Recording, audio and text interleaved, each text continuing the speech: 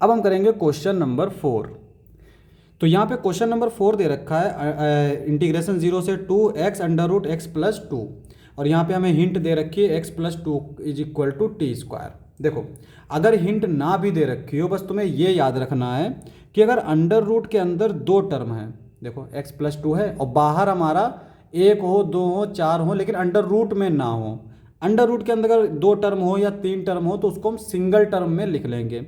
अब यहाँ पे तो हमें हिंट में दे रखा है x+2 = t², और अगर हिंट में ना दे रखा होता तो ज़रूरी थोड़ी कि आप t² ही रखो, t भी रख सकते हो। तो अगर यहाँ पे x+2 को हम t रख लेते हैं, मान लो x+2 = t लेट, तो dx = dt हो जाएगा। और इफ़ x = 0, अगर 0 रखेंगे तो t की वैल्यू आ जाएगी 2, और इफ़ x = 2 तो t की वैल्यू आ जाएगी 4। तो ये हमारा जो इंटीग्रेशन है ये हमारा किस तरह का हो जाएगा, 2 to 4, और x की जगह पर आ जाएगा ये हमारा, यहाँ से x की वैल्यू निकाल लो, t-2, और ये आ जाएगा √t dt।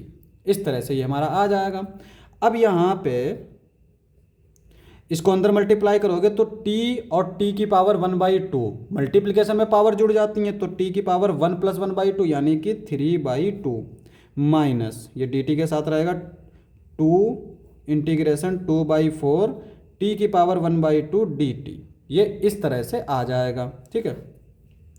इसका इंटीग्रेशन करेंगे तो ये हो जाएगा t की पावर 3/2 + 1/3/2 + 1 इंटीग्रेशन 2 to 4 -2 टाइम्स, इसका इंटीग्रेशन होगा t की पावर 3/2/3/2 2 to 4।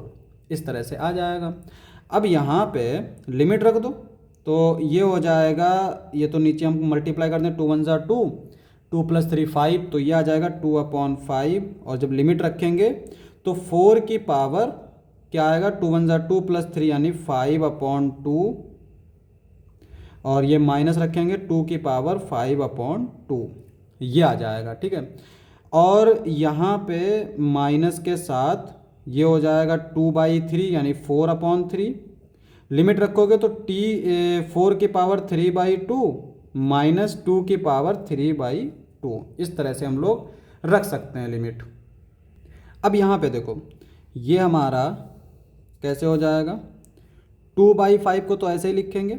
देखो 5/2 दे रखा है, 1/2 का मतलब होता है अंडर रूट, तो 4 का अंडर रूट होता है 2, मैंने 4 का स्क्वायर रूट लेंगे तो 2 आएगा, तो ये बेसिकली 2 की पावर 5 हो जाएगा, ठीक है।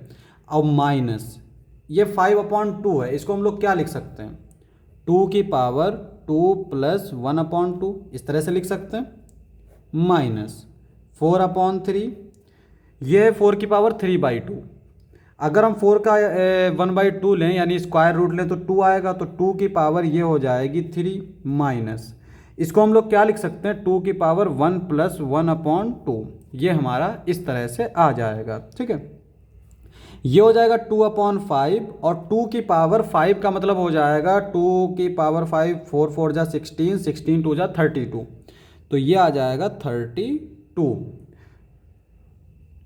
और ये हो जाएगा हमारा -2 की पावर 2 √2 यानी 4/2 -4/3, और ये हो जाएगा हमारा 2 की पावर 3 मतलब 8 -2/2, इस तरह से लिख सकते हैं।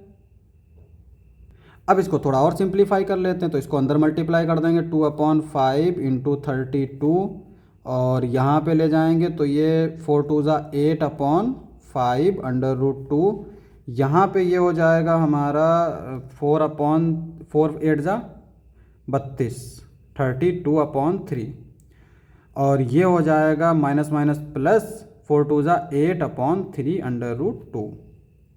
अब √2 वालों को अलग से सॉल्व कर लेते हैं, इनको अलग से सॉल्व कर लेते हैं, तो यहाँ पे ये हो जाएगा 32 2 जा 64, 64/5 -32/3, और ये हो जाएगा हमारा 8/3 माइनस का 8/5, और बाहर ले लेंगे √2, ठीक है। तो ये हो जाएगा हमारा 5 और 3 का एलसीएम 15, तो इसको हम लोग लिख सकते हैं 64 × 3 -32 × 5, अपॉन 15 प्लस यहाँ पे अगर हम देखें तो इसको हम लोग लिख सकते हैं 8 बाहर लिख लो, 5 को इससे मल्टीप्लाई करेंगे तो 5, 3 को इससे मल्टीप्लाई करेंगे -3 अपॉन 5 3 ज़ा 15 √2।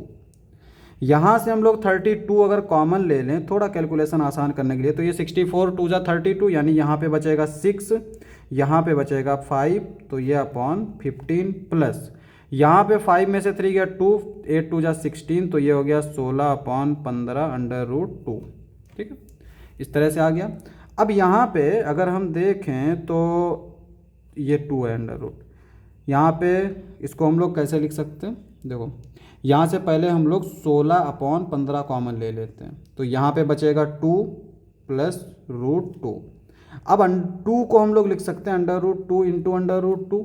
मैं जो है किताब की तरह आंसर लाने की कोशिश कर रहा हूँ, तो यहाँ पे इसको इस तरह से लिखेंगे तो √2 भी कॉमन मिल जाएगा, तो ये आ जाएगा 16 अपॉन 15 √2 बाहर, यहाँ बचेगा √2 प्लस यहाँ बचेगा 1, और ये हमारा आंसर हो गया।